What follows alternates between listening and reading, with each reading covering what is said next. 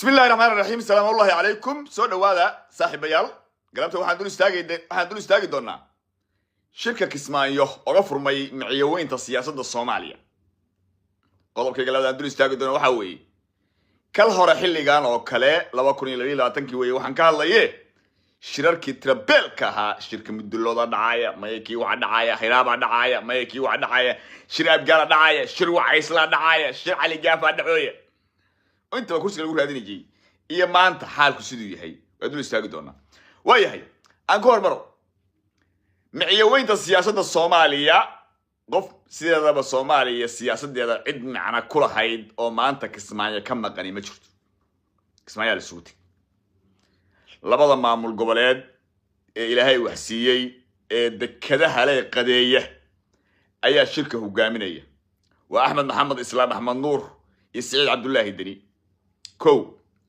sidoo kale halka rag ka qayb galay musharaxiinta madaxweynayaasha halka maraya waa ra'iisul wasaare hore Saacid waa ra'iisul wasaare hore Maxamed Xuseen Roble waa ra'iisul wasaare hore Xasan Cali Khayre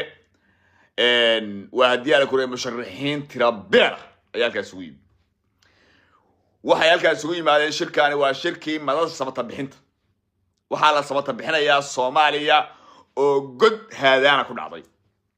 waxaa laga badbaadinayaa laba cadawga koobaad waa Xasan Sheekh Maxamuud cadawga labaadna waa argagixiso qarsan noqonaysa marka Xasan la arko argagixiso qarsan noqonaysa sababtoo argagixiso hadda dhulka haysato hadda jilib dad la barakiciyay iyo guryo la gatay ma hayno iyo dhul la boobayo ma kaba jirto laakiin Xasan shacabku barakicinaya argagixiso kursi bay doonayaan kursi waa dalqaato kursiga xoog ku doonaya laakiin kan waa dhaan bal soo kara marka waa laba cadow way labada cadow maanta labada cadow waa argagixisada khawaarijta shabaab iyo argagixisada Xasan Sheekh labada cadow shacabka ay haystaan waxa xasiloon ama deganaansho laga sheegaya maanta jilib iyo Muqdisho jilib baa degan oo aan shacabku barakacayn Ilaahay baa ku dhaashay kelmadda oo fiirsado jilib maanta hooyo tunka caruurta ku sidata oo dhul meel guri ay degan tahay laga barakiciyay ma jira laakiin xamar maanta waxa aan hooyo ilmaha ab ku sidata waa laba argagixiso Xasan waa argagixiso la oran kara marka Soomaalidu argagixisadu ma aha kaliya waxa reer galbeedka noo yeeriyaan ma argagixisadu waxa yiraahdaa waxa shacabku ka seexan waayaan waxa baqinta dadka ku abuura waxa hadii alla ku reeyay dadka laaya karaahiyada la yiraahdaa waxaad arkayseen gaari calaamadii booliis kale oo nin qof meeyda oo ay dileen ay jiidayaan oo gaariga lagu jiiday yaa samayn kara yaan ku naqaanay falalka argagixisada khawaarijta Daesh baa ku naqaanay shabaab waxa samaynaya dhaqan kale Xasan ma samaynay Xasan marka waa argagixiso hooyo ilmaha af ku sidata cagab saa u ordayso masaajidka galaysa cagab dugsi quraan jiiraysa cagab iskuuladii jiiraysa cagab jaamacadihii jiiraysa cagab umulihii qaadaysa umuraha yaa samayn kara waxa argagixiya samayn kara Xasan waa argagixi marka madasha samata bixintu waxay ka shirayaan sidii laba argagixiso waddanka loo qaban lahaa argagixisada caldheer xukumo iyo hadii la ku rooyahay oo duurka ku jirta iyo argagixiye Xasan labada argagixiso si waddanka loo samata bixin lahaa ayaa loogu shirayaa meesha Kismaayo waaye shirkaasi wuxuu gogol xaar iyo is afgarad u noqonaya dhageysta shirkaasi wuxuu gogol xaar iyo is afgarad u noqonaya doorasho Soomaaliya ka dhacaysa doorasho inay Soomaaliya ka dhacdo si degan ku dhacdo doorasho cadaalada Soomaaliya ka dhacdo doorasho loo dhan yahay ka dhacdo doorashadaas marka waxay ka dhacaysa Muqdisho maanta waa ognahay oo cadow baa haysta argagixiye Xasan baa haysto cadow argagixiye afarta koone ee ridahana waxa ka fadhiya argagixisadii kale saaxiibkii ahaa dhinacyada ka fadhiya caldheer doorashadaasi waxay ka dhacaysaa magaala madaxda Puntland ee Garow si fiican u dhageyst isgaarsiya barnaamijkaas shargalay Xasan dhaqaalaha u gali hadduu diiday inuu doorasho qabto Soomaaliya doorasho waa ka dhacaysaa waxay ka dhacaysaa magaalo la mid ah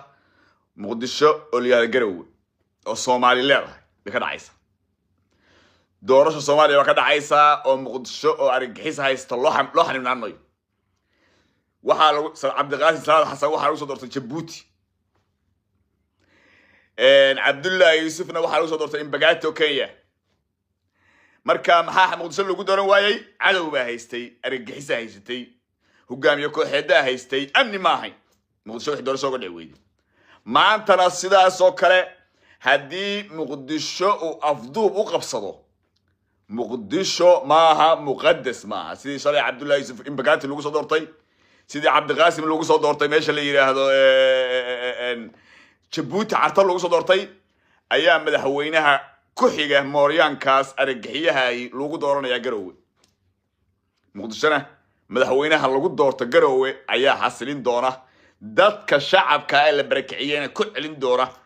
moorooyinkooda ku celin doona iyo guryahooda ku celin doona argagixiya xasan ka qaban doona umad Muqdisho marka meesha la yiraahdo Kismaayo waxaa looga arinsanayaa sidii wadanka loo qaban lahaa doorasho xasiloon loogana sabata bixin lahaa khalqadka siyaasadeed iyo labada argagixiye ee xamar isku haysta inta way hadal shirka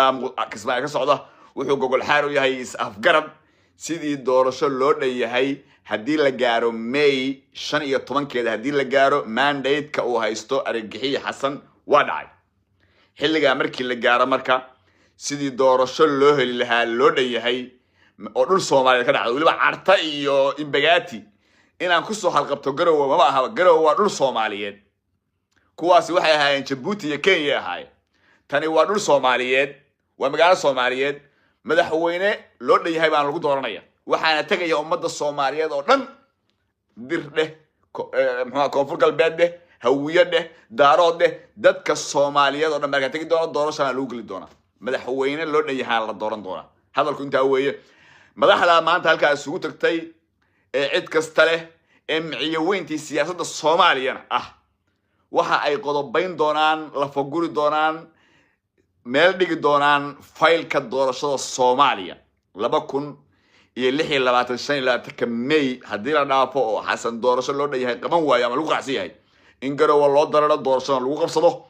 sidii Garowe lagu dareeri lahaa doorashada lagu qabsan lahaa doorashada Soomaaliya u dhici lahayd ayaa laga tashanaya Kismaayo laga tashanaya shirka Kismaayo inta soo daaran yahay kullaab qawsada shacabka Soomaaliyeedna fariin ma u diraya ee la barakiciyay ee la dhibaateeyay shacabka reer Muqdisho waxaan leeyahay shirkaas aad ku soo tabaxaysaan dhulkiina iyo guryihiina waa la ku celin doonaa insha Allah ganacsada kasta oo gata dhulkiina oo hadii xasan lacag ka qaata xasan lacag siiyo xasan intuu lacag siiyo dhulkiina qaata waa la idin kaga celin doonaa insha Allah biidnillaahi kariim niyada khayr sheega waxa u dhiman wax yar baa u dhiman inta argagixiye xasan meesha ka bixiya dadka Soomaaliyeed waxaan leeyahay niyada khayr sheega labada argagixisaba ilaahay idimkii waa la qabanayaa argagixiye xasan gacan bira lagu qaban doonaa wadankana doorasho ka dhici doonta xasanna ma noqonayso Muqdisho haday noqotay meel abgaalka ku xaaraan wadanku waa tire badan yahay Soomaaliya dalku waa xoreysan yahay kuwa magaalooyin baa ka amni badan ka bahalki badan sidii hadii la ku rooyay shalay Abdullah ugu shaqeynayay meesha la Kismaayo